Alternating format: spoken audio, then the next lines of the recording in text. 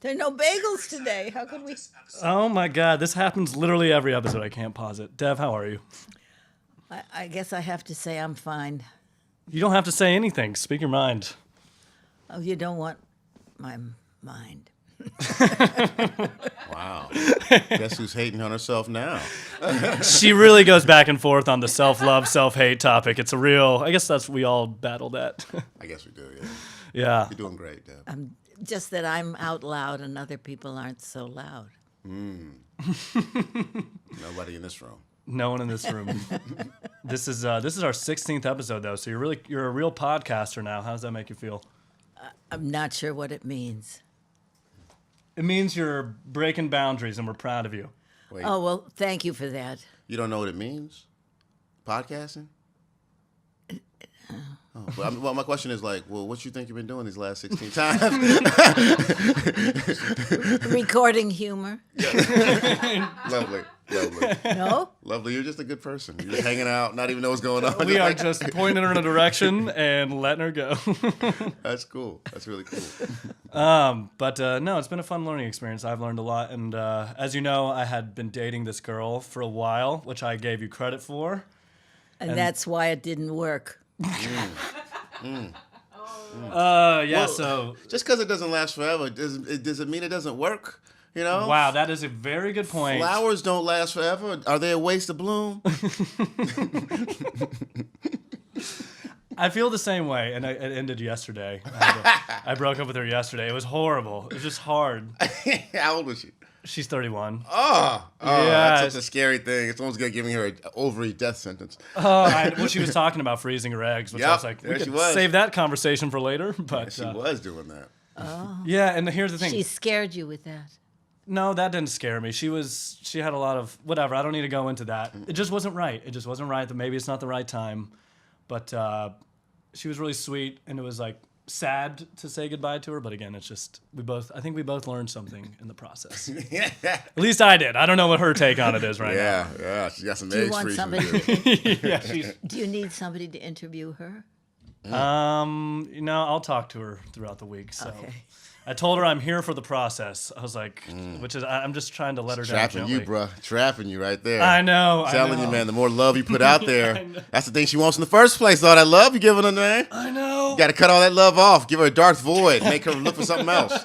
Cold turkey. It's the only way it's gonna work. Is that the devil on my shoulder, or is that Seaton just like, do it? Nah, man. I'm just telling you something that I couldn't do. Yeah, no. Well, she was even saying yesterday, she was like, so much positivity, and I was like, it's just because that's the only way I know how to act right now. And That was a criticism?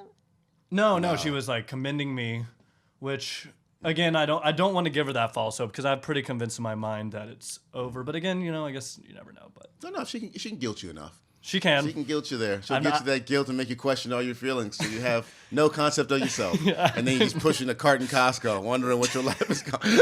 Is this why I've been single basically my whole life? It's just. You're talking about your experiences. Talking about the fear that my father was. I don't want to be that. That's all. Oh man, Love you, well, Dad. yeah, Dev, you're the best. Well, I think while we're here, it's probably time to introduce our special guest of the day. Super excited. We got Seaton Smith here. Hello. Seaton, welcome. What do you think of Dev's place? Oh, this place is amazing. I think this place is easily worth $4.5 million. They don't realize. Easily 4.5, maybe 6. I mean, yeah, this is fucking. This place is like you could actually, how to play Sleepwalk with me. You could actually have that here. You could, you could put so a many play rooms. in each room, put people blindfolds on, and people still get lost in this building. Still have room for a cafe. Yeah, as I said before, that guy was living here, and it took me 10 weeks of coming here to realize they even had like a roommate. Room late or subletter? Let me know. Yeah, he's just looking at the clock like, when is this all mine? So, no, I don't think that. I think that's them charging that dude. He's like, if they looked at other apartments around the city, like I could charge $2,300 per room up in this place. Oh, they went off the real That's rate. what they're doing. What's up, man? I'll never forget Bruce when we started doing the podcast was like, I don't want you guys to make too much money because we got to keep our rent control. And I was like, I think we'll be okay, at least for a while. Oh, is this like a Brewsters Millions situation? Oh, like a Brewsters Millions? Oh, is that a 40-year obscure reference? Never mind. No, it's a great movie. But That was a TV show. No, it's a movie. no, it was a movie. It's a movie. Richard Pryor, John Candy. What were you talking about? The Peanut Gallery is miscorrecting us. Never mind. No, the TV show. I mean, no, this is former executive here. I want to know what you're talking about. Good Lord. I'm on the hook now. All right, well, we got to do that part while I read all your credits because some of our listeners may or may not have heard of you. So, Seaton is a stand-up comedian, writer, and actor. In 2014, he made his television Oh, you're debut. reading the bio word for word? Oh, you're getting the bio. We do this for all of our guests because we know how much they love it. But Brewster's it's Place, not Millions. Brewster's Place. What's Oh. you should have heard the last bio. What was the last bio? Was it longer or shorter than this one? I'm just made that up. I thought That was a sweet gesture. Yeah, it was. Kidding or You not? could have went with it. I mean, like the last one was crap. This one's good, kid. It's good. You got something about you. This bio maybe turned me all around. I thought you were nothing. Then I read the bio and I was like, this kid is something. I needed to read it. That's why I read it, because it brings it to life. Okay, read I'm away. gonna get through it quick and just enjoy your accomplishments as they wash over you. This is a compliment. This is more of a word situation. But go ahead. All right, you know what? Read your soliloquy, son. Okay. Made his television debut as Motif on Fox's Mulaney.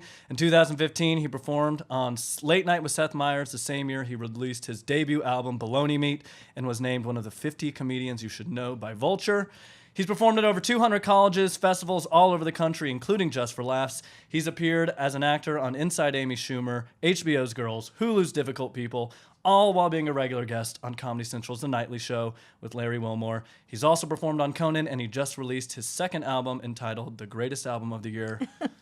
We are honored to have you here. Welcome to the show, Seaton Smith. hooray! Oh, yeah. Thank you. Did that not feel good? That felt fantastic. It felt outdated. There was more You got credits there. impressed with yourself, we didn't always you? miss. I got impressed with myself? No, I got on Instagram and zoned out.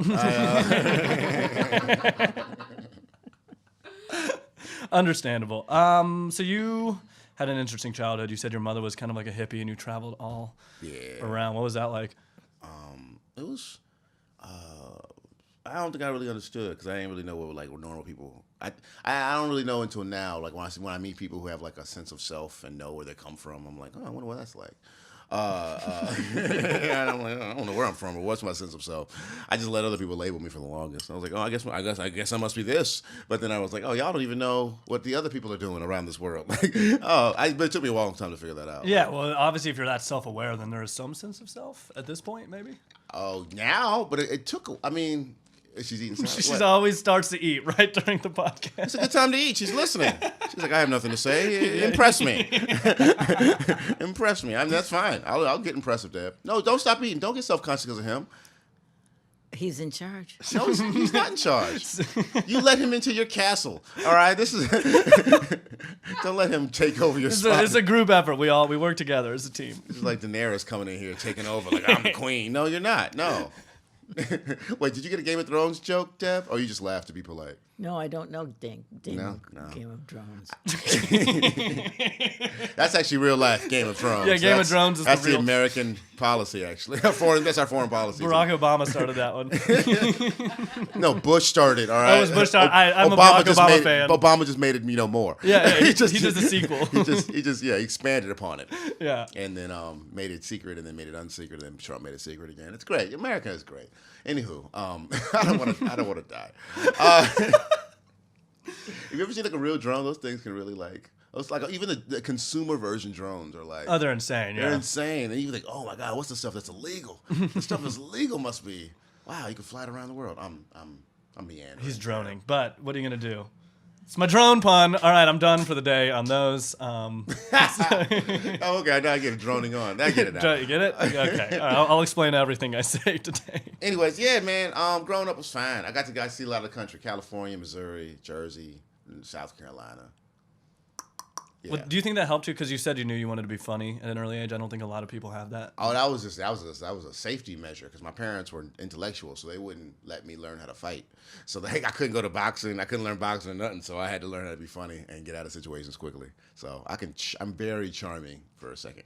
You know what I mean? You get in there, and it's like, I'm like, hey, everybody smile. All right, I disappear. now here I am. Now I'm safe. No, where did he go? That's my phrase. Where did he go? That's all. See, we missed you. Yeah, couldn't hurt me that way.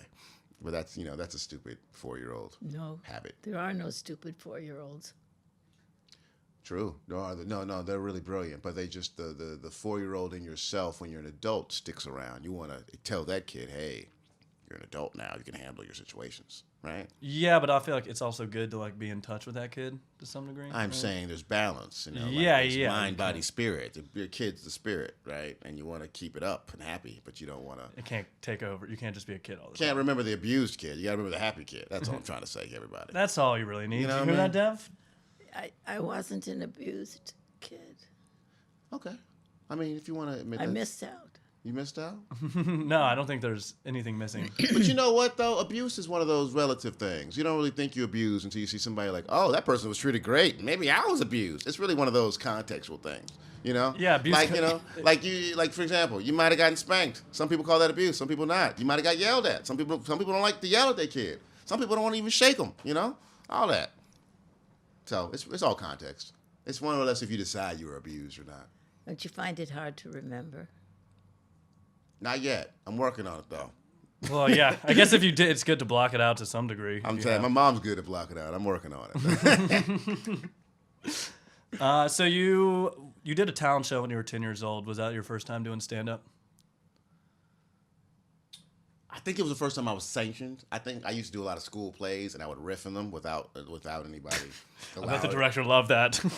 Yeah, I think I mean, I got the laugh, and nobody cared. It was one of those like, well, if we ain't having no second production, I ain't gonna get fired. I remember, I think we were doing some like history play when I was like 5 or 6, and I would play George Washington, But it was I went to an all white school, so it was hilarious. It was all white elementary school at the time, so that particular one.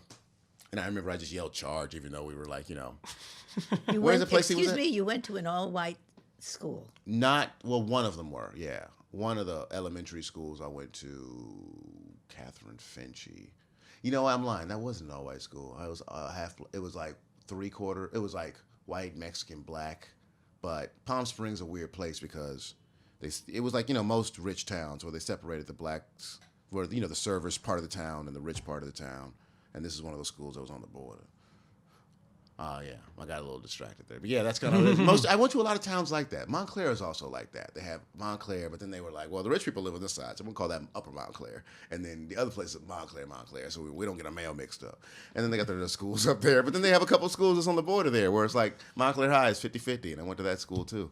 And it was interesting because like you have some kids who have like Land Rovers driving to school, and you have other kids who had literally roaches crawling out of their pocket in the middle of class. Same school. That's an interesting dynamic. Same school. Yeah, it was weird. Did everyone get together, or was it completely? No, not it was at all. constantly There separate. Yeah. Constant separation, Yeah. constant groups, on every level possible. Every way you can think of. It's just like, we're different. Yeah. You should just gone to my school where it was all Tahoes and really nice cars, and everyone got along because we didn't know that there was people with worse situations out there. Oh, yeah, but we found different other reasons to hate each other. It doesn't need to be about money. We had sexism, we had racism. Oh, it was wonderful. The 90s was so underrated for all their just hate. Like, I don't know, for some reason we think, the 90s was a progressive time. I think that was the worst. Well, I don't know. Well, yeah, you're right. We say now it's like ugly in the horrible, but 90s. We're really just coming to terms with the fact that there was abuse going on, and now we're accepting it versus the denial phase. Good point. Yeah. Just bringing it back to abuse and how you accept it. But it's almost good that we're confronting it in a way because you'd like to think that we move forward from here. But I think y'all take my words too seriously. I'm just talking shit. Let's not get sad here, everybody. no, we're not trying to get sad. But I do want to go back to that. Like, you were doing a talent show. You're 10 years old. Yeah. Like, what was that like? And did you know you wanted to do with stand up, like something you fell in love with after that? I think I knew I wanted to do it all. I think I figured out I wanted to be a comic real early, like 8 or 9. But then I either that or be a Ghostbuster. My imagination was real wild. What happened with What that? is a Ghostbuster? Exactly. I was real crazy. When I was a kid, all I did was watch. There were 3 movies I pretty much. Beverly Hills Cop, Ghostbusters, which was a movie that came out in '84 with most of the cast of SNL, and then Bill Murray, you know what I'm talking about? And then what else did I watch? That Ghostbusters, Beverly Hills Cop. Pretty much how I pretty much lived life. I just watched those and just thought I want to. Wherever I was at, I wanted to get out of. I hated growing up. I was so bored. But then I was like, I want to be wherever they're at. And they were Ghostbusters or they were comedians. So I was like, that's what I want to be. And that's kind of like, I decided that really early in life. And then I was like, in order to be on TV, I guess I got to learn stand-up. And I was like, so I think I got obsessed with stand-up. And then, I don't know. And then it just kind of kept growing from there. And then, then I got on TV and movies and stuff. It's incredible. I also heard you had camcorders and your dad's camcorder, and you started recording movies at home. Yeah, I used to just make a little movie because you could edit it in your camera. And my dad edit in the camera, those old VHSs. And so I would get toys and stuff, or I would always make myself disappear around the house and just make little movies. Yeah, it would just kill time. Because then my dad at the time too was super paranoid of me being kidnapped. So he wouldn't let me leave the house whenever I used to visit him. So it was weird dichotomy because I had a mother who was a hippie, so she would just leave the house and she'd be like, "Oh, explore the world." And then I'd have a dad. I'd visit my dad for a couple weeks, and he'd be like, "Oh, somebody will kidnap me and kill you." And so I'd have to just stay in the house for 10 days, and so I'd just find things to do. So I always was like, "Oh, Dad." How old were you when they split up? They were never together. I mean, I think they were together for 2 years before I was made. But then I think they broke up during my pregnancy. But then my dad really wanted to be the dad, so they really made I think I saw him every other weekend my entire life. So he was always there. He was always annoying me to live with him. He was like, "Stop living here. Live with me. Live with me." And I was just like, But it sounds like your mom was probably cool with it, but was your dad cool with you being funny for a living? "Oh, yeah, because black people who are funny make money." And my dad's all about money. He's all about he's all about money theoretically. He's a professor, college professor. So practically he's What's not. his field? Political science. Where? Cal State Fullerton. Interesting. Yeah. So money in practice ain't really his thing because he's a college professor. But in theory, he's like, "Yo, you got to make money in this world." So he's always about so he saw the writing on the wall. Black people either, do sports or you get into industry. I mean, you can do whatever you want. But those are the goals and they're the most respected people. So yeah, go ahead and do that. I don't know if it's a black or a white thing, but it's interesting because it sounds like from there it's a good thing, but from where my ground it's comedian. Yeah. How are you going to make money? That's a risk. It seems there's the road of making money as a comedian has been very clear. It's been laid down. Actually, Mulaney told me this. He was like the first people that really were performers, the first comedians were legitimately crazy people because they were going into an unknown field. They didn't know what the hell's gonna happen the next moment. I don't know, right? But now it's because now more saner people are doing it because they see the money in it. So there's more of a structure. So if you go to SNL now, it's like cubicles when before it was just them just running rampant. Yeah, the first SNL cast, it was just insanity. Yeah, so it's just the culture world. So I'm just less crazy than they were back in the past, relatively speaking. Who were your influences? I mean, yeah, Eddie was the first one. And then I discovered Pryor afterward. And then I realized, okay, Eddie took from Pryor, but Eddie was magic. I understand that situation. Yeah, it's just magic how everything came together for him coming out in those leather suits and just... Yeah. It was even though Raw was perfect. Delirious was perfect. Raw was I was going to say, I don't know what that was going on. And then he opened that special with "No, I don't want none of y'all fags touching my ass." It was an amazingly I don't think that would work anymore. You don't think it would work, or I know for a fact it wouldn't work. But I remember 10 years ago or 15 years ago watching it, and it was just this guy's hilarious. It's amazing how. Yeah, that special age. It was a good window there. How long it lasted. Yeah, the ice cream bit, probably one of the best bits ever. I think probably 30 years it'll get funny again. It's just I think people change their minds on things all the time. Especially I got obsessed with watching Jack Benny show. You ever used to watch Jack Benny? I think I watched about 200 episodes of that now, and I'm the episode, and some of it was interesting because some of it in the 40s they did a lot of ethnic jokes, but 30s they would do a lot of ethnic new immigrant jokes, but then after the war they got really kind of just Jewish jokes. I don't know if you know, just all he did, he just made fun of himself for being Jewish. He says, "I'm cheap, I'm scared, every little stereotype. That's the Jewish way. You self-deprecate. That's how I got through high school. Exactly, and it was really fun to watch. So I don't know, it was but I don't know that watching that show and then watching Curb Your Enthusiasm now, you go, "Oh, he stole." That's the exact same show. Oh, hot dog. So I'm just saying things kind of come back. Is what I mean. So yeah, and they say the best comedians know how to steal the right way. Yeah, that's absolutely true. It's like not done in the blatant way, but subtle, and then you make it your own. The best artists, nothing is made in a vacuum. That's the idea that, like, that's why when people think, like, oh, we're making the same movie and over again, that is an absurd premise. Before there was movies and technology, there was a tradition of storytelling. And that means people just told the same stories over and over again. We are the first era where we actually had cameras and demand for people to make up stories out of the blue over and over again. It's just a stupid complaint. How dare you make a story again that moved me to tears? How dare you tell it again? And we all will knock it, and we all go see it. Yeah. Everyone, it's like, well, I kind of can't wait for the third one. Yeah.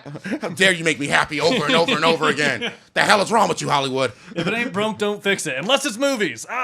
Yeah, I don't know. It's just fun to tell a story over and over again. There's always a different way and you learn. Like you even said before this podcast, if you read a book a second time later in life, you learn something more. It's like if you're remaking a movie, you now have a different way of looking at it and can tell the story in a... Yeah, and like stories mean something different the next time you tell them. Like, for example, Network came out. Network, to me, I don't know why they did it. Like when the movie Network came out, I don't know if y'all seen it. I don't know. You never saw the movie? No. I think I saw The Net with Sandra Bullock. I don't know if that's... well, I think it's a bad reference. Well, I'm going to do it anyway. My mom wants me to go take her to Broadway to see it. It's Bryan Cranston. I love the movie, absolutely. It's about this guy who has this big famous speech, I'm mad as hell, I'm not going to take it anymore. That's a big famous speech, right? And so like he's this news anchor who loses it because he loses his job, but then he has a breakdown in front of like everybody, but everybody loves it that he has a breakdown. Like, oh my God, this guy's great. He's telling the truth. I am mad as hell. I should take it anymore. And that was a profound thing to say in 1977 because everybody back then was so docile and they believed the news. And then Nixon happened and everybody was so angry. And now they're like, I can't be docile anymore. He must be angry. But now they have the play revival now, and they're like, oh yeah, we should do that now because we're angry. But like, no, now you're delirious. Now you're crazy. You're too aware. You're too aware of stuff you shouldn't be aware of. You don't know what's actually going on. And so it's actually like almost like the story means something different to me now. First, like if you tell a story now, it's something that it was different than when you said it in '77. So to say what your point was, I agree. No, that's interesting. Does any of this make sense? Podcast world? No, it makes sense to me. Rambling, Peanut man. Gallery. What do you guys think? Mm-hmm. Abby's doing work. What are you gonna do? Yeah, she's writing that novel. So you, She's writing down what everybody's saying. No, I'm doing the breakdown. I like to think that's what she's doing. So we'll continue onward. That's what I'm doing. And Max is doing the same. He's not on Instagram. I have my free version. Oh, you are? Oh, God. You know, special shout out to Max Clark, who's getting married in a month. Thank you for everything you do, Max. Yeah, work on your lies early, man. Yeah. That's what marriage is all about. Good, constructed lies. You ever see Who's Afraid of Virginia Woolf? I don't remember it, but I must have. Yes. I feel like you would have played it. You've been doing good. Okay, I'm just trying to find what movies you like and references. I mean, I'm just trying to Trying to connect. Trying to find your wave here, Deb. Oh, good luck. She kind of is more riding the wave than creating her own, but she's. There you go. Enjoy that salad. What are you gonna do? Were you like going to when did you start going to comedy clubs, seeing comedy firsthand? First time I went to a comedy club, I was like 16, 17. This woman took me. She was a friend of mine, a friend of my mom's, and she was like, introduced me. She said, yeah, she used to do comedy. Why don't you go talk to her? And so I used to just go visit her because she used to run this like, it wasn't like a retirement home, but it was like that in between of like, I don't have a lot of money to work, but I need a place that's kind of nice to chill out. That kind of like window. So I used to go there and visit and talk to her all the time, and she'd tell me about these stories. And then so she took me to this one place. Actually, Donald Rollins, of all places, used to run this room in Brooklyn in like 1997. And so I went there, and it was cool because it was like I was 16, and it was like a small bar show, and I'd never seen it before. And he was amazing. And then I saw a comic do well, and I saw a comic bomb. I saw Dean Edwards there before he got on SNL. And then the wildest story happened because I'm like in a magical place. Like, this is great. And then something happened where Donna Rollins kept teasing this one woman in the front row, like, I want you, girl. You look so, God. Kept flirting with her. And then she started liking the attention. So she stepped, like, walking back and forth to the bathroom in front of the stage, right? And then all of a sudden we're like, wow. And then eventually she takes it to a higher level where she takes her, like, she flashes her cooch to the crowd, like, right? And then we discover that she's a stripper, right? And then it gets into a weird battle about money between him and Donna. Donna's trying to handle the situation. And then these women sitting in the row behind the stripper goes, like, they get into a fight, and we find out the fight is we found out the fight is who has the best coochie. That was a fight. That was because I think, and then some man raised like $100, like I'll give $100 for the best coochie in the room, and then I'm 16 years old, seeing all this going on, and then I think a fight's gonna happen. And I'm like, oh man, I love comedy. I want to be a comedian. This is what I need to be doing. Yeah. And I remember my friend going, I can't, this is the minister's son right now. By the way, my mom's a minister. And she was like, oh, this is the minister's son, and this is this is happening right now. Oh my God. So it's wild. So, anyways, I never had a cool situation like that happen in my 16 years of doing comedy. But Yeah, you got a little false. I got it all earlier. That's really cool.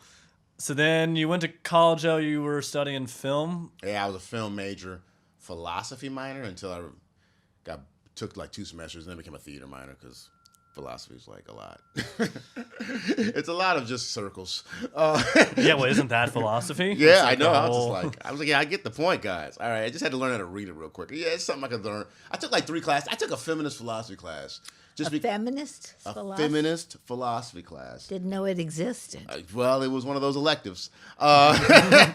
You were like, easy A. I mean, I care. Especially in 2001. Actually, I did it because I fell in love with my introductory to philosophy teacher. She was this really cool, sultry woman who used to wear these low-cut shirts in class, low-cut dresses, and then she would sit on the desk and cross her legs and lean back and just talk about philosophy. She had these long locks, and I was just like, you just make philosophy look beautiful. Her whole thought was like, philosophy should be said, over a glass of wine at night. That's the proper time. But fuck, we're in school now. We'll make it work. Have you reached back out to her? I love that woman. I think I annoyed her because I was a crazy kid back at 18. So I probably. But then then what happened? Then I took her feminist philosophy class, and the tone changed. I don't know. It went from that sultry woman to like this is the problem with men. Like men, and it was the first time in my life where I was like, oh, this is how white people feel in African American history class.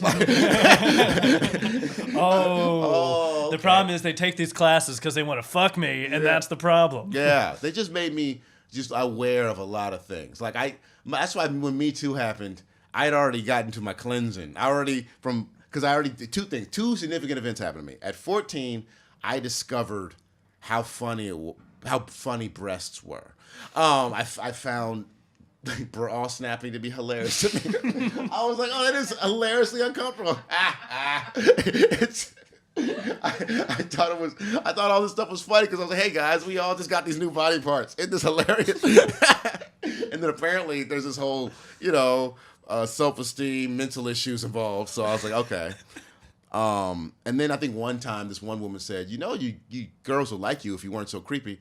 And I was like, oh. I got that at 14. I was like, oh, okay, well, I'll just stop being creepy. So I got that lesson. And then, at 18 or 19, I got the feminist philosophy lessons that apparently, like little things. Like I remember we were going to class, me and the teacher bumped into each other, and I saw the door. So I was like, I ran to get the door for her. Like, hey, we'll get the door for you.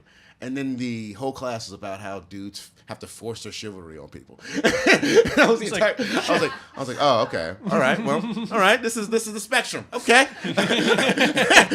All right. So you're saying don't be creepy, but don't be no bitch. Okay. So, all right. That's and then you just lived in the middle from there ever since then. So that's pretty much that's what you got to find as a man. You got to figure out how to respect him, but don't be a bitch because you're gonna lose either way. Right, Dev? Tell me if we're wrong. I'd have to think about it. And if you could write it down for me as a philosophical piece, I'd be grateful. I'm talking very, very fast, and I'm going to slow it down. But the coffee here is great. Yeah, shout out to our only official sponsor, Bruce's Coffee, the finest coffee. Dev tells me it's from Kenya, but I think it just says it's from Kenya on the bag. So I actually thought you guys went there to get it. Did you party a lot in high school, or were you like career-driven, focused? Yeah, I was never a partier. I'm not. I tried, but I'm better busy doing stuff. I like doing stuff. I just like even now, like I got bored, not bored with comedy, but I'm growing in comedy. It's kind of on its own legs, but then I have like other free time in my life, so I got into like MMA and stuff because it's just fun to hang out and do that.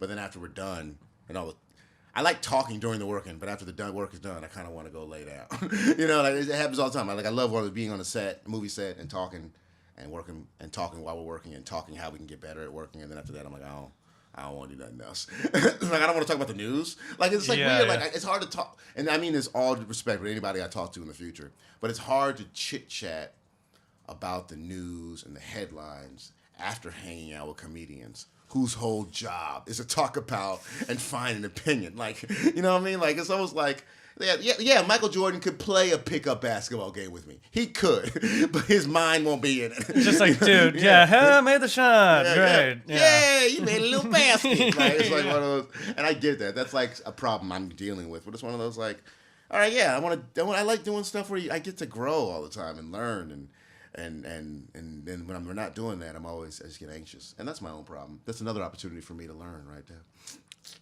Looks like it. Speaking of partying in college. I feel like you'd be a therapist and you just do that the entire time. you just let the other person go. Yeah, let me go and then make me question myself. And then I just leave there confused, but giving you more money. Isn't that The Sopranos? That's basically how that whole situation goes. Yep. So you were in school for film. When did you like kind of make that shift? And I guess it wasn't a shift because you were doing comedy earlier, but when was it like less film, more like you're going to go pursue stand-up full force? I never really went away. I made stuff. I stayed in D.C. to make films, right? Because all my film crew friends were there. And so I was like, that's where I get my equipment. And so I kept making stuff throughout my 20s. And then when I did Montreal Festival in 2008, I noticed that everybody else who was successful on the New Faces lineup all were doing things themselves already. And then, Montreal picked them up, which was like, I don't know if anybody understands comedy business. That's kind of how it works. Like, don't think of yourself as this magical, talented entity. Think of yourself as a business. And bigger businesses are coming looking for small businesses to eat and make more money with you. Like, you know what I'm saying? That's what they're trying to do. And so that's what I was like, oh, okay. So then I started I made a web series in 2009 called Annoy Charlie Smith, Inc. It's about a guy who discovers a multi-million-dollar organization whose sole purpose is just to annoy him.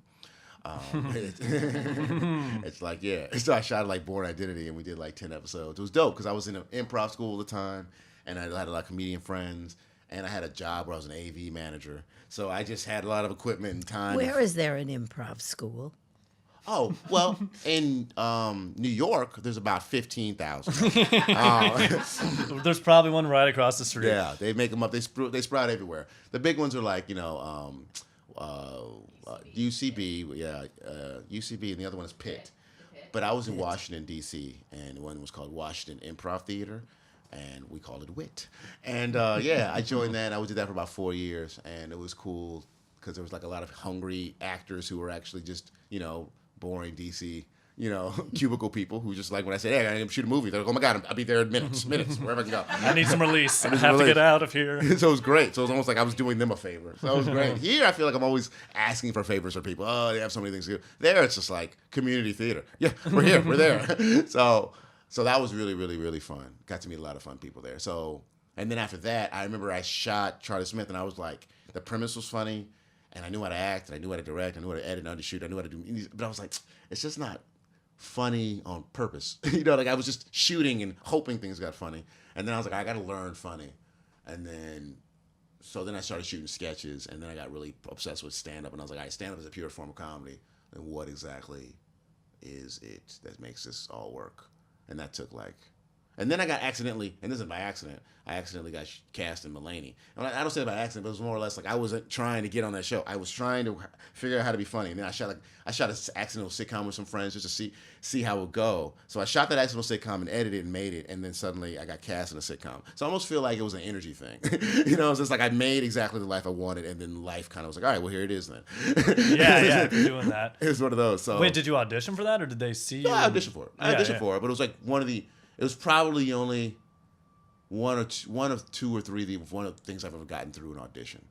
Everything else I've always gotten just because like, hey, yo, you funny, come do this. But this one was just like I walked in, and then with that was a lot of weird things happened to get that role too. Like it was just like a lot of different people before me like were offer only, or there was bad negotiations. And then SNL people are really big into like new talent. So they were like, hey, he's new, he's talented, we could use him, and then, because that energy is there. So I don't know. A lot of good things worked out. Yeah, hadn't you opened for John Mulaney before that too? I also opened up for him once, but I don't think he remembered me. He said he kind of remembered me. It was one of those things. In your head, it's like, remember the time I opened? He's like, who the fuck are you? Yeah. It was like, oh yeah, you. Yeah. It was just like one of those, like, and also too, I think he had a lot of things going on. I mean, it was like, yeah, how he was like special and TV show hot, and then he did a few other things. He was just, Mulaney's just, gold. Yeah, he's the golden. What's the special called? Golden Comeback Kid. Comeback Kid. Yeah. Comeback Kid. Yeah, I opened up from I toured with him for that special when he was working on it, and that was. Oh, is that cool to see that come so to cool. life?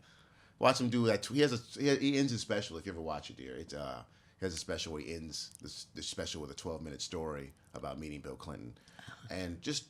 As a comedian, when you say 12-minute story, you're like, what? I forgot about that bit. It is so good. And then every time it's just like this standing ovation. I saw him do that story 50 times, and there's a standing ovation every time. How could I get it on a screen? Well, Netflix, but you know what? I think somebody could pull it up on the phone right now. Yeah, should we go? We'll watch the whole special, Watch the whole special. And then we'll get your thoughts on it, Dev. We'll do it on a computer. Maybe have you watch it. You got BIOS. You got the best. Oh yeah, Dev got new internet. That's big news for everybody. Oh, good. So made the Got the upgrade to internet. FiOS. Make that happen. I think you'd like him. I'm a big Mulaney fan. Yeah, she Oh, he's amazing. definitely would. What was working on that show like? And like, did you feel like you had the acting chops at that point to like? No, I didn't feel like I had the acting chops at all. I took a lot of acting classes before then, but like I remember my auditions sucked, and then when I first I got my agents in like September or October of 2012, and I did some auditions, and the auditions sucked. So then like in March they were like, you need an acting coach, and then cool, and then like in April I got Mulaney. It was that kind of thing. So it was like So did Mulaney end up being your acting coach? Is that it? No, Mulaney. I'm sorry. That's a good question. You should have asked him that when you featured for him. Okay. Who was the star of the show? Yeah, Mulaney was the name of the actual show, and Mulaney is actually the name of the star. So that's why I just shortened it. Said that's when I got Mulaney. No, my acting coach was this wonder guy named Ted Sobrinsky, who actually is acting coach for the lead actress in Marvelous Miss Maisel. So he coaches her and helps her a lot. And so like the fact that I got him, it was just like, yeah, he made me feel alive. And so basically I got on that show, and then so I would basically wake up. I got freaked out. I didn't know how to act at all, because we had real actors: Martin Short, Elliot Gould. Oh wow. Nissim Pedrad, and Zach. Everybody was really good actors. So I freaked out, and I just would wake up at like 6 a.m. every morning and just audition. I'd rehearse for 3 hours.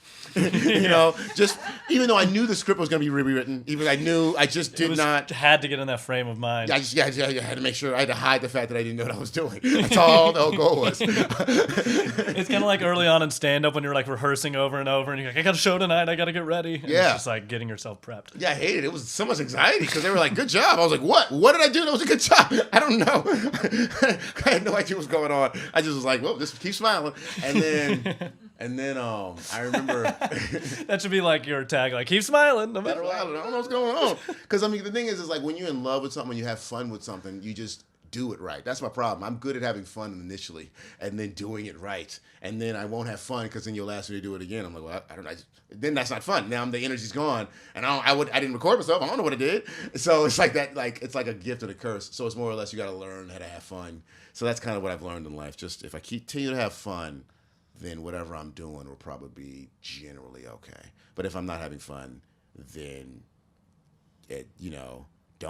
don't panic. just try to find joy. Like I remember I did Conan in like 2017, and it was doing those TV spots. 5 minutes. It goes so quickly, you don't remember what happened. It's a 5-minute conversation. They ask you to do 4.5 minutes, so essentially be 5. So it's like, you can overanalyze a 5 minutes. So anyway, I remember I got off stage immediately.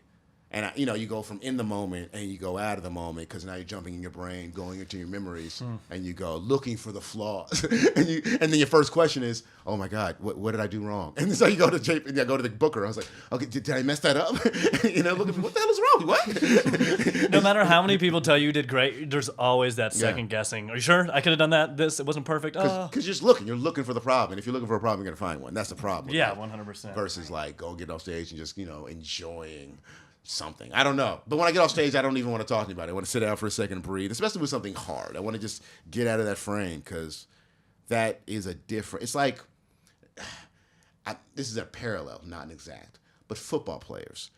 The idea that these are people who you teach to get on a field and try to break bones and then tell them to be functional human beings in society, that is a hard shift. 90% of the people do okay with it, but there's like 10% gets stuck. That 10% who gets stuck. Like I can't kill and then not kill. I don't know how to do it.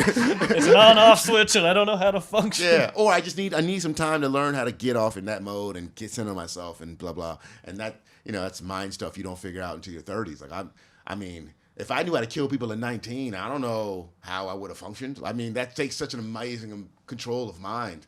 That's all I'm saying. So, anyways, getting off stage at important events. When I get off stage, I need to control my mind so I'm not like a crazy person.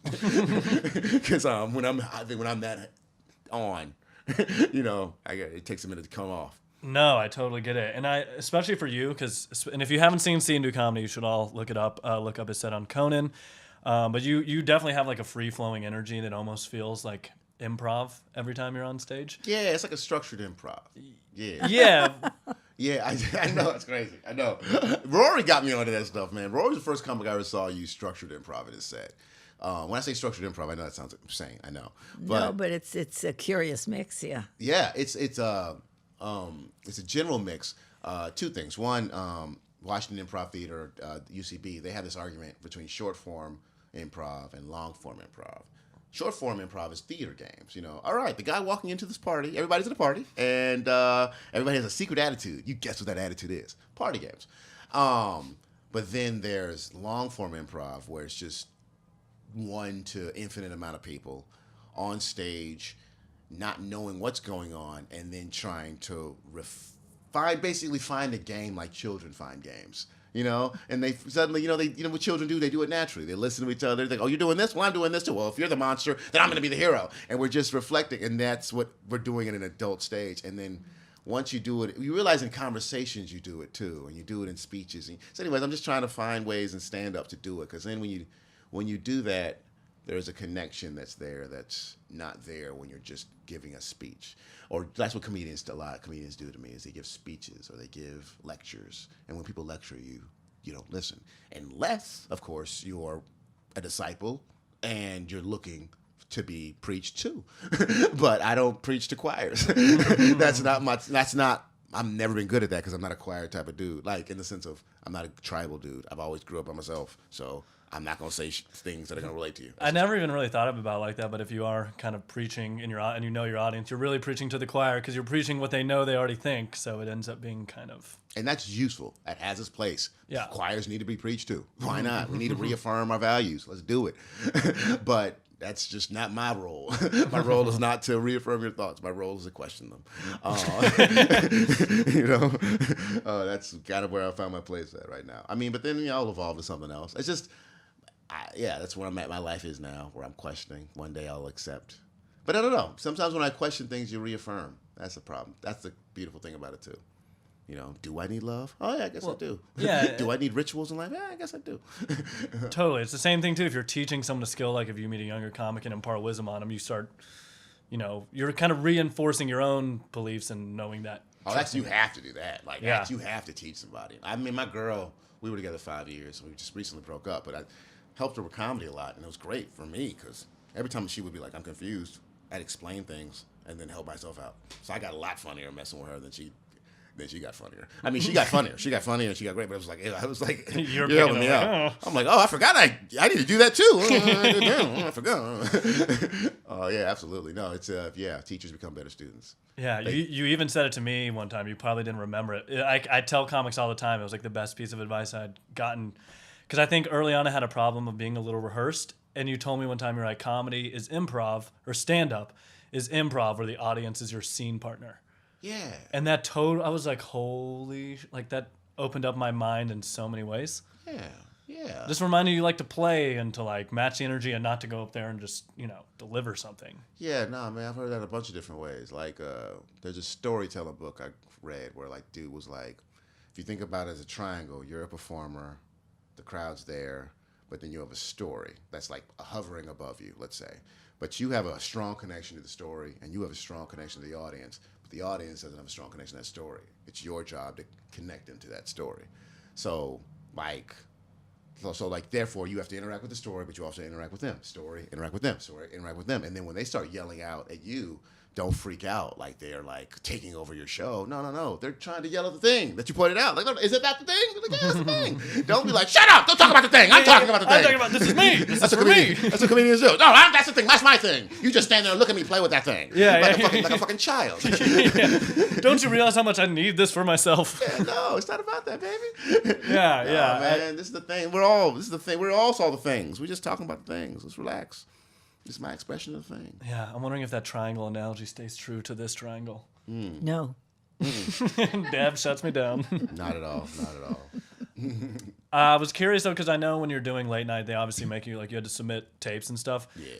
Is it different or harder for you than let's say a John Mulaney who delivers it the same way every time when you're delivering a set that's slightly improvised and then they're wanting you to kind of deliver it the same way? Was that a challenge or something you had to deal with, or did they just go, we like you, and just kind of do what you want to do? All challenges are really just challenges if you tell yourself it's a challenge. You don't have to deliver anything the same way. I don't do it. I never commit to delivering anything ever the same way. It's a bad way to perform. I just can honestly tell you that. No, I agree. So I just didn't do that. With both performances. The first performance, the only mistake I made was I brought a microphone. Yeah, I don't think talk shows should have microphones. Comedians are. Personally, I think it's stupid. Oh, you brought it to when late night shows get because I want to feel like I'm in a club. That's stupid. You're not in a club. Why act like you're in a club? Why act like you're somewhere else or you're not? That's stupid. You never do that else. Why would you? It's like what Michael Jordan said. You practice how you play. Like if you practice a certain way, that's what you're going to do when the things are important. If you're bullshitting when you're doing all these random New York sets, you're gonna try to tighten up, but it's gonna be bullshit. You gotta be true to what you've been doing. You gotta true what you've been doing, and I don't ever commit. So like with the Conan set, it was dope because I remember driving in the parking lot and I thought of a new joke, and I was like, I kind of want to open up with that. And I asked JP, I was like, can I open up with this new joke? I was like, what is it? He was like, da da da. And he's like, oh, that's funny. Yeah, go ahead, do it. So I was like, great. And so yeah, like I changed my set. I try to change my set every time I do it. So like every time I commit to one set, I always fail. Yeah, I think that's good wisdom. What was your mindset going into did you prefer one of the late night sets over, getting your first late night set? Was that more important to you, or do you kind of look at them both as... No, I just want to get better at them. I mean, Steve Martin said it best. It doesn't matter. You need back then in the 70s, you needed 15, 20 late night sets for it to be important. And now, you probably need 100. Yeah, so you're not cracking the water. I just want to get better at them. Yeah, I just want to keep doing it because they're fun. I used to think they were constricting, but then, especially after the last set, I was like, oh, no, there's so much. You're not doing 4 of your best jokes. You're doing a 5-minute performance. That's 2 different things. A 5-minute performance. I have the chance to be on TV for 5 minutes and on national TV. Let's do something. This is cool. What are you gonna do for that? You did something. I remember watching the first time when you put that chair, the stool up there, because you were doing a Rodney King joke, and you're talking about how it takes balls or bravery to videotape back then because you had to get a whole camera up. Yeah, and you just grabbed that stool and just used it, and I was like, man, this guy. It was just you could see a guy having fun on stage. Yeah, that was really fun. Thanks, man. Thank you. I showed you. Did you like that set? I didn't see it. Well, you forgot it. Okay. It's okay. Are you sure you showed it? I'm sure. We'll show it to you again. Yeah, we showed it to you. Okay. But it's okay. It's okay. It's all okay. Everything has to be okay. It doesn't have to be okay, but I choose for it to be okay. So I wanted to go back a little bit on Mulaney and acting, and what was it like working with Martin Short, and when you were in a scene with someone like him, did that what was that like? I mean, you're acting with Martin Short in a scene. What is? It was dope. It was how do I say it? It was I got a lot from just watching him rehearse and watching him put his scenes together. I used to, like I said, I got a lot of comedy education from 2013 to about now, but then was such an explosion of oh, that's how he put a scene together. I used to think comedy was one thing, which was jokes, and then Martin Short, with no jokes, would make a scene funnier and funnier and funnier, and I was like, how is he doing that? And he would just go through I was just watching him go through each beat and play with the sounds and play with the movement and play with the energy, and I was like, oh, that's acting. And so I got to do it. So that was a real life changing moment for me, artistically speaking, because then that's when I did Conan. I was like, actually before then, but yeah, you started just playing. I would sit on the set for a while and just learn how to, soak the space up, see how in my most comfortable, confident place, what would I do, and I don't know. And then once the show performs, it's like there's just this weird different energy. I was told that, I remember as an acting student, I remember it's like 22, and my acting teacher told me, get to this place early and know the environment.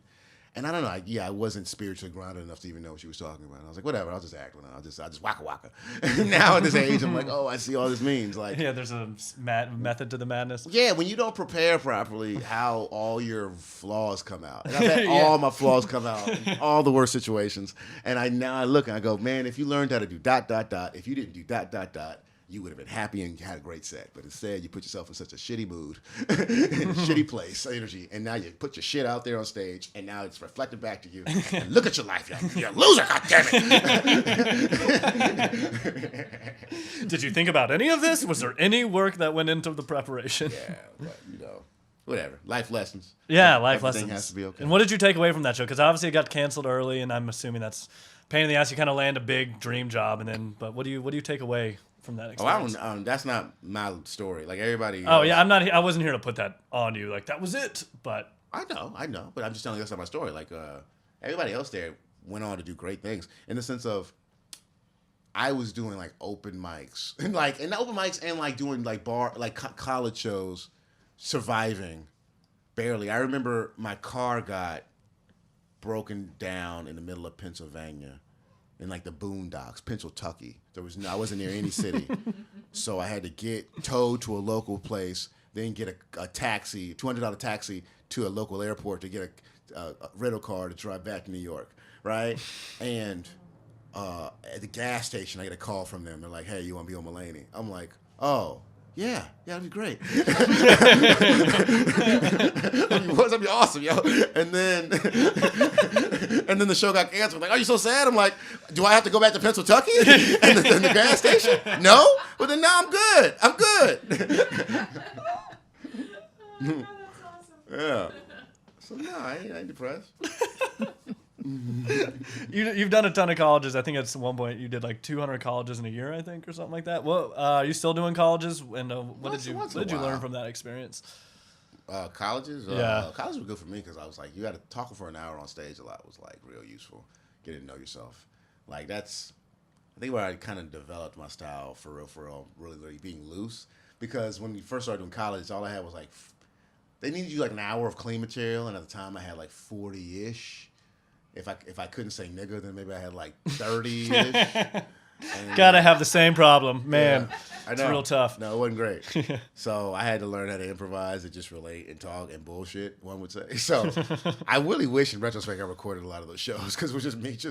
I remember like some of the students recorded me and put me on YouTube, and I remember I was like, I don't remember saying that. I don't remember saying that. I remember going to little scenes just because like, yeah, I was just searching for stuff like it was a talk show. So I don't know. I learned who I was a lot, and like I learned how to be myself. Except I didn't really know how to just do it naturally until later. But still, like I learned who I was. That was college stuff like that, and how to put a show together and little things like make sure they put you in random setups all the time, and you learn how to like just get a laugh, even though this is not the right situation or scenario.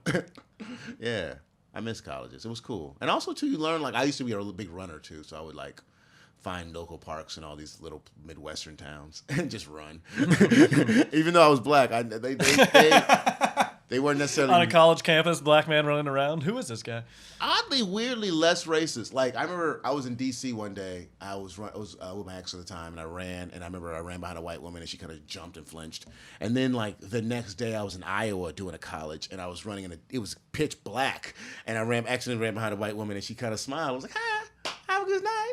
And I was like, okay, this is okay. It's a good town. Yeah, I just was like, okay, this is like, I don't know, it just made me rethink liberalism, conservatism, just like, I was in a liberal town, and this one was scared of me, and I was in this quote-unquote red state, and this woman, has such good energy. Huh. Yeah, we really like to make it black and white, and there's so much crossover. Yeah, absolutely. I think there's a logical answer to it. DC's dangerous and Iowa wasn't, but whatever. I don't want to be race into it. Yeah, we don't need to. I don't want to be petty. It was probably. But you do talk a lot about race, politics. Fuck you, no, I don't, white man. No, I think one of your bits is called "Take White Power Back." I think.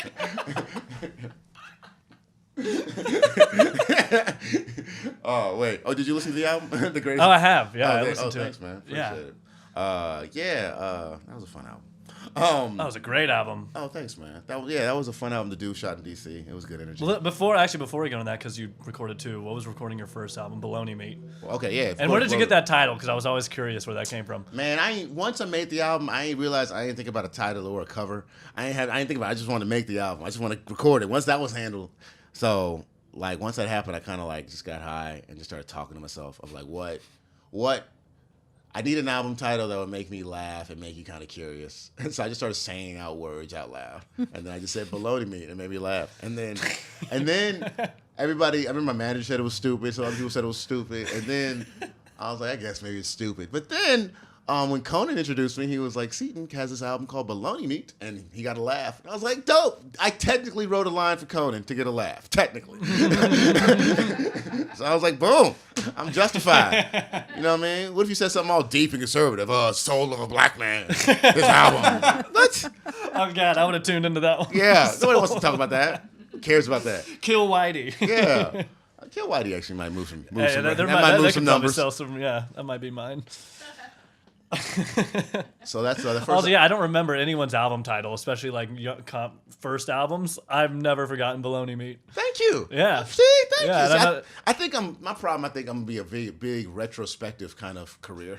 Where they're like, God, he was funnier than everybody else. What did it happen? You know, like Orson Welles. Orson Welles has the shittiest career if you think about it. Nobody. Really? No, everybody liked his movies in retrospect. None of his movies made money. They were always like, that movie was good. But his movies, he was actually considered box office poison. I didn't know that. I know. That's the problem. He had the worst career. That's why he was drunk all the time. Nobody loved him until later. It's a shitty life. Well, welcome to it, Seaton. That's your path. I think that's just funny. That's just so evil.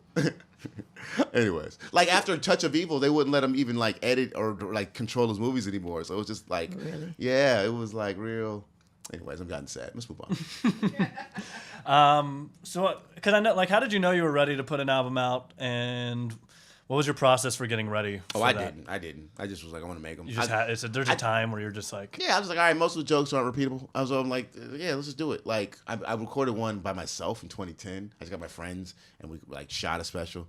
I think I'm gonna keep releasing a little piece. I recorded a little piece of it on Instagram. I'm gonna keep releasing little pieces. Oh, that's a great idea. Yeah. Yeah, I realized I technically have 3 specials this decade, and I haven't actually released them because I'm always waiting for some serious weird money, and I'm like, I could just put them out. Every special ends up on YouTube. What's wrong with me?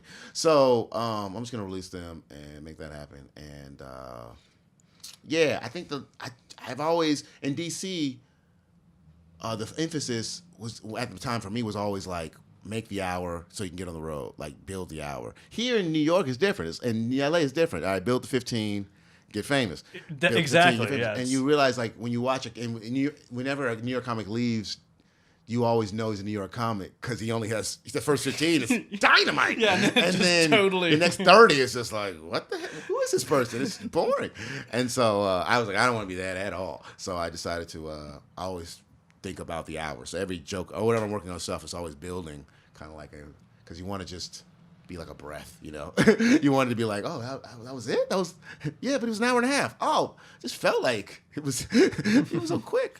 So yeah, the process to me for a lot was big because I opened up for Mulaney, and that helped a lot. We're like watching him build the hour helped me build my hour. Like watching him do the comeback kid and do that like I said, that 12 minutes of like it kept building, and I was like, all right, well, I need like the last 15 minutes to build, and I just want that. And that was kind of fun. Well, yeah. What was he doing along the way that you noticed in particular, other than just adding jokes? That's something you got to watch. It's like kind of like watching an apprentice watch a master. Yeah, you can't really tell you 1 or 2 things. You just it's absorb like, it as you like. Yeah, you watch like the process. Oh, that's how he changed. That's how I saw the preparation. That's like, and then you just get a sense of it. Once you get in the thick of it, you kind of like build like that. So, and then I would get little advice, little gems he would drop, because a lot of 90% of it is just working hard and building it together, and then you gotta get the right direction. And the questions kind of come, and then the answers follow. Very and do. Quickly. Also, like you said, it's like always have the end in mind. So when you have that big closing Bill Clinton story, it's like when you can build to that, it just kind of makes putting the other pieces together. I don't know. I don't know if always is a strong word. You have it in mind, sure, but like for me, I'm like, I like to know, am I doing a 60-minute show or hour and a half show or 5-minute show? Because then I can breathe. If I don't know how long I'm going, there's a weird anxiety and anxiousness. You're looking around. Like, what's going on? But if I know, all right, we got an hour to get there, everybody. So let's just buckle up. Let's breathe. It's okay for you not to like me for a little bit. It's okay to accept because we're going to go back and forth. We're going to love each other, hate each other, find a love versus, 5-minute conversation. All right, you could not like me for a second or two. 15 you seconds, don't have a lot of time. tension, and then we got to jump in. We got to Yeah. we got to find ourselves. I remember one time though, one of Bill Burr's Letterman sets. I remember it was like 4.5 minutes, and I remember like the first 2 minutes they weren't with him. It was so weird. I was like, oh, but I thought it was cool to watch him like be patient and just get him back, and then he looked like, oh wow, y'all changed on me. But it was Yeah, he landed the plane. He landed, and it was cool to watch that because then it's like, oh, this is a build. This is like it isn't about every second. It isn't about every laugh. Yeah, he's not worried about that instant gratification. He's smart enough at that point to know. It's like when really good boxers, they'll hit you with really, really light punches and then hide that really heavy punches coming behind because you're used to light, pow, it's the punch you don't see coming. Like that punch the other night. Oh my God, I didn't. Oh, Deontay Wilder? Yeah. Yeah, he does that a lot. He does that all the time. Wasn't he the guy who said he would have no problem killing someone out there? Yeah, I'm glad he's saying stuff to get people to pay attention to him. It's Yeah. weird. America's really people don't watch heavyweights like they used to. Like he should have been famous. Yeah, it's totally Should have different. been famous 5-6 years ago because his stories are remarkable. He picked up boxing and then 2 years later he wins an Olympic Bronze, and then after that he becomes world champion. Like his story is real remarkable. But people are just like, nope, I don't know. Yeah, like don't get me wrong, Tyson was also a magical story too, but this dude's interesting. And this goes back. Now we're going to side note. I've been really into. I like sports, but I've quit football just because it seems so random. Like people just quit watching it. it just seems so random. Who wins? Who gets injured? The lives seem horrible. Boxing, at least, all right. He stepped in there to get beat up, and how much training he's done will tell you how well he does. It's fair. Now, the racism involved in it is interesting because racism in NFL is interesting because it's basically replication of slavery. Like there's auction/draft, working in the field, owners, controlled, blah blah blah. White people in there, indentured servants. But with boxing, it's interesting that from the beginning of time, it's always like, all right, white people, black people. The sides are always there. There's no question. And even when people argue, like there was a fight before with Deontay Wilder and Tyson Fury. Tyson Fury, tall, famous Scottish white guy. Is he Scottish or he's Irish? I don't know. I'm sorry, he's Gypsy. So, anyways, but for this fight, he's white. And Deontay black. And it was funny because after the fight, it was a draw. And there was a fight. Everybody's like, oh, well, Fury won. And no, Wilder won. And it was all on black and white lines. And here's the problem with this fight. Everybody who thought the white guy won, they all said the same thing. That was kind of funny to me. He outboxed the black guy. He outboxed him.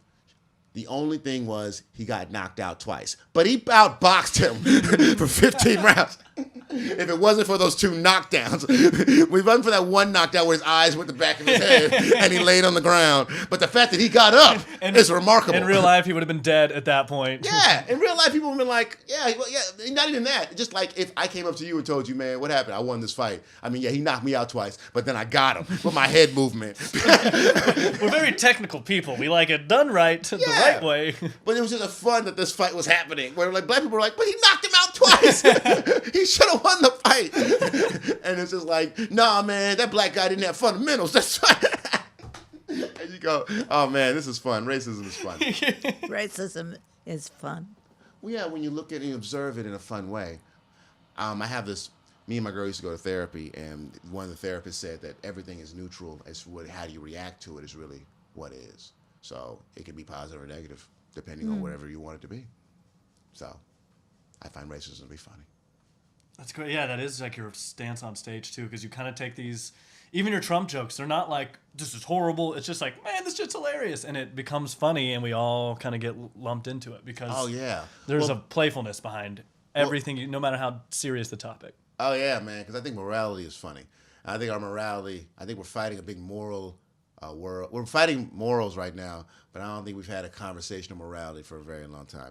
It's like, honestly, I can see where conservatives are coming from. Conservatives have a constant conversation about morality all the time with Christianity. Whether they follow it or not is not the question. The point is they have a conversation about it. They just put it in their back pocket and act like they're following the rule book. Liberals are openly atheists. They're openly going, nah, man, fuck your moralities. And so they're like, well, what's your moralities in? Write this stuff down. You're coming up whimsically. Well, I don't think this should happen. I don't think this should happen. I don't think and this. And they're like, well, all right, well, can you write it down and tell us what you want? I mean, I'm not saying what's right or wrong. I'm just saying that we're having a morality conversation, and to take it all like if it's good or bad or evil is, I don't know, not helpful, and it's funny. I don't know. That's all. It's very fun to talk about it. I don't believe in right or wrong because I was born and separated from all the tribes. I'm seeing everything as just this big tribal fight. Like it's, like yeah, you're seeing it from a different perspective as a typical comic, and it seems different. And you're like, when you look at it from that perspective, it seems ridiculous how bent out of shape people get over things. I'm not even. Well, yeah, I am mad at that. I'm making fun of them getting bent over shape, but I'm not exactly mad at them for getting out of shape. Because at the same time, there is some need for it. So that's where I think where the balance. Yeah, I'm laughing at life. This is some pain. This is unavoidable pain. The abortion and abortion. Okay, this is a joke I've used. This is a joke. But abortion, on one side, people believe in abortion. On the other side, people believe in gun rights. So they all agree people need to die. It's just a question of when. That's all we're doing right now. We're all wondering when people need to die. And we do this in other things. We're doing this with drones. We're doing this with doctors. Doctors decide who needs to die every day. Every day they're going, all right, this person, I mean, we don't have any money for this motherfucker. He's going to die. All right, but this person has a lot of money. Jimmy Carter should not be passing brain surgery in 92 and getting another hip in 95. There's an absurd amount of money going in this man's life. So we decide people die every day. So you do not denounce Jimmy Carter on this show, goddammit. I'm just saying, to get so angry about this one aspect of people dying, it just seems hypocritical. And that is the word of the day that associates with people, just hypocritical. Yeah, everybody's just so hypocritical. Like, well, okay. And they feel, you shouldn't be, the whole whataboutism. People are now trying to say you shouldn't use whataboutism in an argument. Whataboutism? Here we go. Whataboutisms now in America is whenever somebody says, well, look at the Republicans doing ... And then a Democrat will say, well, what about them doing the ... That's pretty much a defense that people use all the time now. Like, because I wouldn't say Trump made it popular, but it's a very popular thing that people do now. That's their only defense, is deflecting to other things that are happening. Yeah, but it's almost like an ironic statement. It's saying like, why... When you're saying what about them, you should be going, well, we all are fucked up.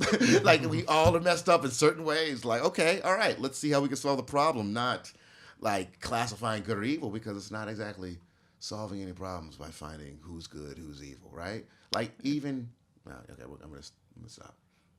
Oh, no, you didn't have to. I was enjoying the wisdom of that, but it's true. Yeah, I think Trevor Noah said it best. It was like with South Africa, when apartheid was ended, they had a reconstruction period where people actually were trying to make society get closer. Versus when slavery ended and Reconstruction, both sides constructively tried to destroy our society even more. You know what I mean? Like we after Reconstruction, our country was did some dumb shit that we're still trying to fix. But yeah, keyword try. Try. I mean, but that's all we can do is try. The fallacy is that there's some kind of perfection out there. Like the idea that the government can fix everything. The government is actually a remarkable thing of how much they've actually done. But are we getting angry that they haven't done enough and not accepting and being happy that they've done all this at all? Like the fact that we have toilets and proper trash disposal. Like we just go, like since they can do that, they can fucking make everybody have a job. That's two different things. Getting roadways and getting everybody a job and economic happy are not the same jobs. We should not be asking the government to give us jobs. Sometimes there's an impossibility where people want the utopian society that there is no life without pain, as you said earlier. It's like you have to laugh at it because it's inevitable. That, but also specifically, the government doesn't get us jobs. People get like, the government's gonna help me get my economy. That's not how the fucking government works. That's not how economy works. That Obama phone. That's not how jobs I got work. my Obama phone now. They're lying to you. That's why I hate the education system. They're going, if you don't get a degree from us, you're never gonna get a good job. You're never gonna make money. When there's so much evidence out there that the richest people in the world don't have degrees. So colleges are lying to you to get your money. And if anything, we're in more debt when we leave these motherfuckers. Have you done that bit at colleges? I mean, I think somebody else is doing that bit. I think somebody else has made that point, right? Yeah. Everybody's I guess made it's the out point, there. but if we're in more debt, that means they're lying to us. I just feel like everybody's evil. The media is lying to us. The idea. Are you the media? You're not the media, yeah? No. I don't tune in. No, you don't tune in? It's a healthy thing to do. Well, do you watch Rachel Maddow still, or are you done with that? I'd still watch Rachel You Maddow. did watch her, but you I tuned do. her out. Oh, you No. still do? I don't consider her media, I guess. Yeah, she's not real news at all. No, she's entertainment. Absolutely. and she says she's entertainment. We just forget. We forget. We take everything to heart. That she's like taking a very, very, very, very skewed position on everything in the world. You know, this is something that's been bothering me. They have a phrase called, and the news always says, we're looking for the truthful stories in the world. Truthful stories. Now, if anybody's actually read about how stories are made, they're not truthful. The actual act of a story is a lie. Exaggerate. To put exaggerations to the point of lie. There's no truthful stories. You have to change things around in order to make things interesting. So newses are basically finding the best lie that feels good. And actually, we all know this. If some story really resonates with you, it's probably a lie, right? But if a story really, like, if you think, like, for example, I get mad at my girlfriend. I'm like, oh, she's probably doing that evil because she's trying to control me, blah, blah, blah. Versus, that's a really juicy story versus a real story of, oh, she just forgot. She forgot to do ... That's way, it's like, I don't know. Like, to think that to believe the government is evil feels good versus to actually realize the government is full of a bunch of inept people hiding their fuck-ups. That's the truth. That's the simple All truth. they're doing. Like the Kennedy assassination. They lost Lee Harvey Oswald. They knew he was going to kill him. They had a search team on him, and then they just lost him for the window, and then Kennedy got killed. And then they found him again, and then they tried to cover it up. That's the real conspiracy. They fucked up. Anywho, this coffee's amazing. It makes the whole difference. Selling it. I got to get this stuff. Yeah, everyone get Bruce's coffee. It's only sold in Dev's apartment, which is big enough for a lot of people. Yeah, I'm about to buy a pound of this shit. Get some things done today. I was going to ask you how you would define your point of view, but I think that just painted the entire picture. Oh, yeah. Did he? Yeah, I think it is like you laugh at the truth and accept the pain that we all have to have, and you just find a way to laugh at it. Yeah. I don't know if you have another way of spinning it, but that's what I'm taking away. He gave you a terrific summary. Yeah. I talk a lot. You're right. It took me a while to figure out how I think about the world, so I'm still getting there. Well, aren't we all? Isn't it a never-ending process? Right? Sure, it goes on and then it stops and then it starts again. Yeah. Right? Yeah, you plateau for a while and then you jump up. I realize all my learning is all plateaus. It's like I'm ignorant and then I'm enlightened. Oh, I'm ignorant again. I'm enlightened. Yes, that's I just related to that. That like struck a chord with me. I was like, damn it, because you keep looking back and you're like, am I starting over? It's like, no, you're just at a new jumping off point. Mm-hmm. It seems like you hit a flat line, but you really it's time to do something different and to grow in another way. Yeah, you're never done. You're never ready. You're never not done. You're never done. You're never done. You're always getting ready. That's what it is. I like it. Exactly. Always getting ready. And I guess this probably the same with your acting, because you had the Mulaney gig, and then you kind of booked a lot of stuff right after that. You got Inside Amy Schumer, and then Girls. That was really fun. Yeah, what was that like? Because it was the season finale. It was the season finale of season 5, so they ended the next season. It was dope because like Lena Dunham was so charming. It was like being at a party, and she just made sure everybody was comfortable. Is everybody all right? You have any drinks? Cool. And then every time they had me improv like 12 takes. And it was dope because she would laugh every take and then smile and go like she brag and just make a dude just feel good. I'm like, shut up, Lena, you're so nice. So, yeah. As soon as she turns around, that smile goes. She's like, I'm a professional. I know how to make this guy feel. Yeah, I don't know if you. I mean, I asked Judd Apatow later. I was like, I think she was doing that like just playing. He was like, no, she's really sincere. You're a great person. And I don't know. Every time I talk to her, I'm like, yeah, dude, she's really, really cool. I mean, actually, it was interesting because I remember I was asking her like writing questions and sitcom questions because I have my own dreams of starring in my own stuff. And I remember asking her, what's, how's life? And do you love the praise? And she was like, I really love life. Life is great. I mean, when people say mean things, it hurts. But, and it was weird because it was the very first time I realized she was a human being. She's such a joke, like a punchline to a lot of people. I'm gonna say icon. She is an icon. She's an Yes. icon Yes. kind of character. Who is this? It's an icon. Lena Dunham. I don't think I've seen her. She's like the Lucille Ball of our time. Oh. Yeah. But she had a chunk there. Yeah. Yeah. Interesting comparison. I'm gonna go with that. Yeah. It's pretty strong. She's still on television?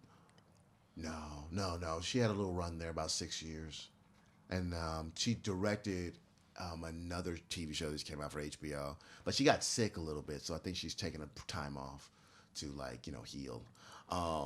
But yeah, I think she's a really cool, talented human being. And she already made a show that's so iconic that it's cemented her legacy. So who knows? What was the name of that show? Girls. It was the show that he was on. Oh, okay. Yeah. So I mean, it's a huge honor to get a role in a show that big. No, it was really, really cool. I'm really, every minute of it, I'm like, yeah, this was really cool. And it was cool, I wasn't as a comedian, I was as a storyteller. So it was just there's just moments in life where you get most of everybody I've ever admired has told me I'm funny, except for Richard Pryor, because I didn't catch him before he died. It's a tough one. Yeah, and then I haven't caught Eddie Murphy yet. I was in the same building as him when he won the Mark Twain Award. I was doing a performance also in the same building.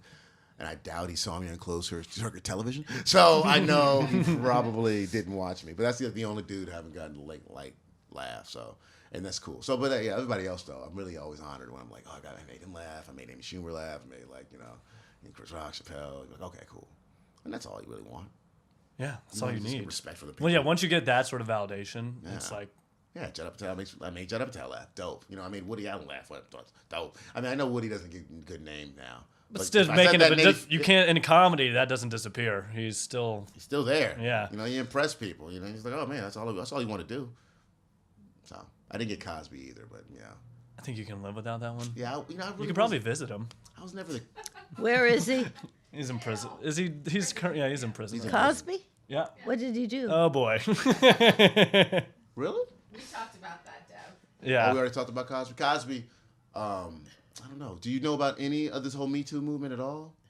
No. You don't know about the Me Too movement? You don't we give her little pieces. Sometimes it's Oh, I Dev, and what I love about Dev is she's all about living in the moment, and I think that's awesome. what I take away from her is why would you get worried about that? Don't beat yourself up.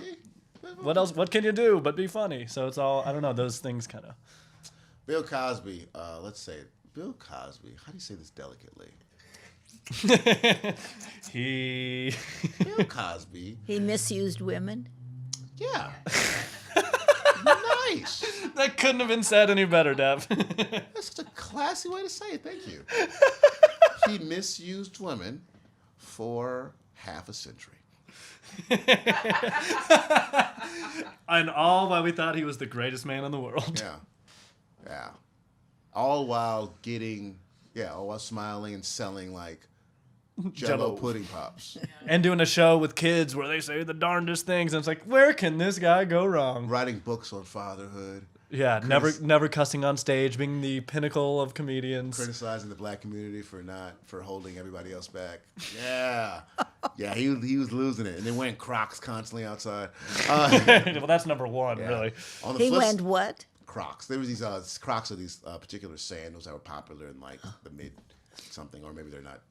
Nobody wears Crocs anymore, right? They're not. I got a friend who does, but what are you gonna do? That's in Tennessee. They're still rolling. Well, it's hot. It's hot down It is hot down there. So. So yeah, he misused women for a while, and he finally, at 80, got caught. Technically, he probably whatever. So. Anyways, clean comics are dark people. That's the real takeaway. That's the real takeaway. I've never met a clean comic where I'm like, that dude feels safe. Never. Never. You give me a name, I'll give you an uncomfortable motherfucking moment where I'm like, I don't trust that dude. I don't trust that dude at all. Gaffigan? What you want to say about it? Is he? Do you feel that way about? Have you met Jim Gaffigan? No, I'm not talking shit about Jim Gaffigan. I didn't expect you to. It was thrown. That idea was thrown from the peanut gallery, and I'm throwing it your way. I refuse. I am not gonna talk shit about any clean comic. Them niggas will kill me. Them motherfuckers are dangerous. Not one. I think they're all good people. I think they're. I think it takes talent to not be dirty. It takes, that's real cleverness. So don't fuck with me. Oh. Telling you, I don't trust them. That's amazing. So you've done all the acting. You got the 2 albums out. How do you feel about your last album? You just released it, right? I feel about it like I feel everything. When I get off stage, I'm like, I don't know what happened. But I think it was pretty good. Oh, it was great. I've listened to it twice. Really? Oh, thanks, Yeah. man. I mean, I was doing it for research, but I listened to your first album out of pure curiosity back when it came out. And I just find your style interesting because, like you said, like you do so much crowd work in your album, which to me, like, What is crowd work? so crowd work is when instead of just going off your set, like if you watch John Mulaney, it's pretty much 99.9999% on the special, just his jokes, but he'll talk to someone in the crowd, and like you even end it with the whole like getting everyone to talk about how they were abused as a kid, like domestically, like with as children, what they were spanked with, and it just turns into this whole like everyone's getting involved and like. Yeah, it's very beautiful. To be able to trust that in that album recording situation to me is an impressive feat. Thanks, man. I mean, it was real beautiful. So yeah, at the end of my album, I asked the audience, "What's the worst thing you got beat with?" And it's been fun. I do that. Cheese grater came out, a hot iron. It was amazing. Yeah, I know people like I mean, I haven't got it recorded from other shows, but people yell out horrific things, and it's something about it that I don't know. It makes people laugh. I don't know what it is, man. It's something that's very. It becomes therapeutic at one point, and then it just becomes like people don't feel alone, and I don't know. It was kind of fun because it was like that album was like digging in layers. So like I open up talking about frivolous stuff, and then politics, and then society, and then relationships, and then relationships with yourself. It just really is like you realize like everything's kind of connected that way, where like all your angst really comes down to you and how you see the world, and that's kind of fun. It was kind of fun to find that journey in that because I didn't really understand talking enough. That first album, I kind of was like, all right, I'm getting all my funniest stuff together, and I think I'm accidentally may say something like profound, but if I do, I don't know what it was. And this time around, it was like, I wasn't trying to be profound. If anything, I'm always trying to lighten up what I'm trying to say. Which is interesting because it made it more profound, the fact that you were so light about it all. Oh, really? If that and like there were Trump jokes that I feel like Trump supporters would laugh at. Yeah. Like you found that balance, and then like you also like you have that joke about Serena Williams being like looking like a white woman for the first time when she's arguing with that umpire. Like as a tennis player, that killed me. Oh, really? Oh, yeah. She was just so like, you are a thief. Yeah. It was like, Serena, what are you? Yeah, even though you've seen her threaten people. You've seen her threaten physical violence like an angry woman. And people are like, oh. With that confidence of nothing can touch me. Yeah. And so like, but now she was really being polite and they went crazy on it. It was fun. Yeah, I'm glad that joke aged well because I was scared. I did it right when it happened. Yeah, it's the other risk of doing topical material is that in 2 years, 3 years, but. Yeah, I got lost in that for a while. I used to be like, oh man, I got to figure out the jokes that work 50 years from now. But I was like, man, all the comics I like didn't think that way. Like Richard Pryor's stuff works in the year, not even the year, the moment he was doing it. It worked then. And you really want to make the best moment, the moment great. And then people will remember that moment. But don't try to make a future moment because that just, I don't know, there's just no win in that. Yeah, totally. Yeah. So like you just got to learn, if you learn how to get if you learn how to make now great, then inevitably the future will be great because the future will be now. The joke is people will still understand the joke if they don't remember the story. And for the most part, if you have it structured properly. For me, yeah, there's some old jokes like Mort Saul albums where I don't know the story exactly, but he went through it so eloquently that I knew what was going on, and I thought that was great. So that's kind of stuff I was inspired by. I really was a big Mort Saul fan. I like how he could just, talk for 10 minutes about a trip he took with Nixon on an airplane once. I'm like, how do you do that? So things like that. And he improv'd a lot too, but it's hard to improv back then because you couldn't record yourself, so it's like you had to guess what you said. Because you're not going to be able to remember that. Yeah, you can't. I don't know anybody can remember your improv. It's really hard. How much of your special would you say was improv'd? It goes back to the structured improv. It's structured improv. Yeah, it's definitely structured improv. Yeah, structured improv. Where like something new will happen every day, but it's only a certain amount of things that are going to happen because I know how to react and handle the situation and go where I want it to go. So I create a conversation that feels like it happened for the first time, but it technically is happening the first time. But it's almost like controlling a fire. like, yes, a fire can go out of control, but I know what a fire is. I built the boundaries, so the fire. I'm going to set up camp here. Now, if you didn't know how to build a fire, if you didn't know how to put the rocks down, you didn't know how to like make sure that don't put it near dry leaves. Don't put it. You know what I'm saying? People go, oh, well, don't fuck with fire at all. Just only make fires in a little grill. I'm like, no. You can make fire any way you want to. You just got to make sure you make things safe for yourself. And that's kind of, if that's a good analogy. I know how to put rocks down. I know how to. Yeah, how put long some did it shit take down. you to get that, to really feel confident with that style? Oh, God, I don't know. I saw Patrice O'Neal do it back in 2009 or 10. Yeah, about 2010, I saw him doing that. And that's when I kind of figured out that's what I want to do. I just don't know how. Who did it? Guy named Patrice O'Neal. Patrice O'Neal was a comedian. He was one of those should-have-been famous comics. It's not because he was held back. He just was so much of an asshole to everybody. Nobody wanted to work with him. But but then he got really good. Like the last 2 years of his life, he got really, really, really good to the point where he would make a different show every night. He would talk about the same stuff, but his whole goal was to do a new set every night. And I saw that once, like one weekend. I saw it 3 times in a row, and I was like, he was the first. He was like, no, I'm the first. I'm gonna say the third comic I saw on stage who was truly just himself, and this was just an expression of himself. Most comics are just playing comic. These are my jokes. These are my speech. This is me being funny. And then there are like a handful of people out there who are like, this is who I am. This is me existing, and funny comes from my existence. And those are the people you go like, and those people you can watch for hours. And yeah, Patrice did it. I've opened up for Bill Burr, and that was the first comic I ever watched. 6 episodes, all 6 shows. Michael Collier, Greer Barnes, Lynn Koplitz, Keith Robertson. Yeah, like there's a list of just a handful of people who are just like, oh, you're just a human being. But like most of the famous comics aren't human beings. They're just, they're just reflecting stuff. But they're really good marketers, and they have wonderful business models, and I can't argue with that. Yeah, watch Elephant in the Room. It's one of the best specials. It's an okay, Elephant in the Room? Elephant. It's an okay special. You don't like that one? I honestly don't like that special because it's not him. It's him in a theater.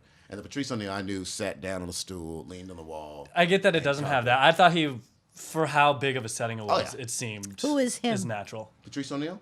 We're still talking about him. Oh, okay. Yeah, same guy we were talking about earlier. Thank you. That's all right. Comedians are really obsessed with him. It's almost like folk singers loving Bob Dylan. Yeah. Keep talking about him. Yeah, all day. All his obscure songs. Like, oh, he's a genius. He's on a lot of comics Rushmore. Yeah. Exactly. It's one of those situations, even though we ignore his flaws. And, Yeah, we're very good at doing we're it. like, oh, he can sing okay. He has a good voice. It's sultry. Is that Bob? Bob doesn't have a good voice. No, it's not a good voice. It's more, I think, his songwriting that people like. Attitude. And like he plays a guitar. It's got a good rhythm to it a lot of times. I don't know. I like Bob Dylan. I'm not obsessed. Don't be ashamed. You like Yeah, Bob Dylan? my stepdad is obsessed with Bob Dylan. I see the difference. Oh, okay. Yeah. Okay, I see. So yeah, we're wrapping up pretty soon. You've done all the acting and you got a lot of stand up, and you want to create your own show. Is there any groundwork going on that? Anymore. I would develop it a couple of years. I had a couple of development shows, and it happened again where like I would develop a show and then I would get on a show that I was developing. Like I would get a show parallel that was like the show I was developing. So I don't know. I think right now I'm not interested in like a big production. I think I have a new TV show coming out next month. Forgot about that. My bad. Cut that out. Let me start over. So I got a TV show coming out next month on Comedy Central, Alternatino, and I really, really, really enjoy that show. So it was really a fun experience. And But did you create that show? I didn't create the show. No. I'm just contributing to the show. Okay. I think right now I'm really falling in love with online. I riff a lot, as you know, and like I've been really falling in love with just editing it and putting out little riffs every week or every day, and just I don't know. I like chronicling. I want to chronicle the comedy journey. I don't know what I'm going to do, but it's like You want to chronicle what? the comedy journey. I want to chronicle it like I think I want to. Here's the thing. There's this TV. This is another TV show you never heard of called Louie, and Right? so She's like, I love Louis. What the hell are you talking about? Louis is an interesting show because a lot of comics were like, "Oh man, I wish I could make a Louis like myself or like my own version of Louis." And I remember I was experimenting trying to write a script, and then I was like, I literally live his life.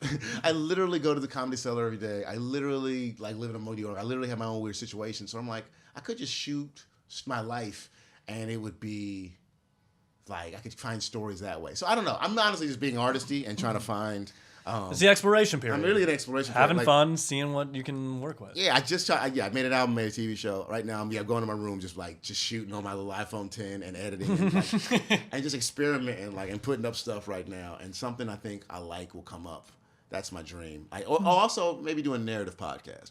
But I'm just gonna experiment. I love it. As long as you're having fun, right? I really am. I'm having fun, man. I know eventually I'll be a billionaire or something, but right now it's just... We have faith. Deb, do you believe About his billionaire potential? I have no sense where that works in this society. I understand.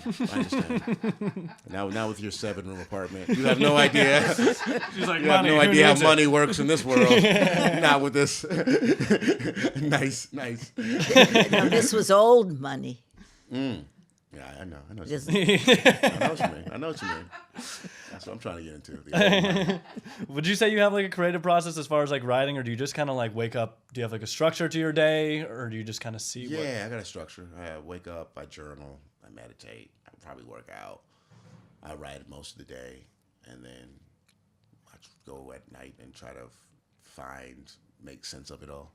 I'm big into structure and stuff. These last 3 years, I've been kind of restructuring my set, trying to find more deeper, solid ground in it. Because there was a lot of instinct the first 10 years, and these last 6 have been all right, what do I do? That's why I go to the whole structured improv. I had to be figure out how to do it on purpose. Because I found my best sets for improv, and I didn't know how to do it.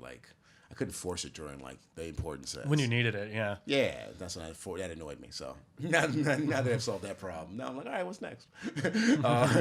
So that's what I do all day. I kind of I think I heard somewhere Miles Davis used to rehearse 8 hours a day. So I was like, that sounds good. I'll do that.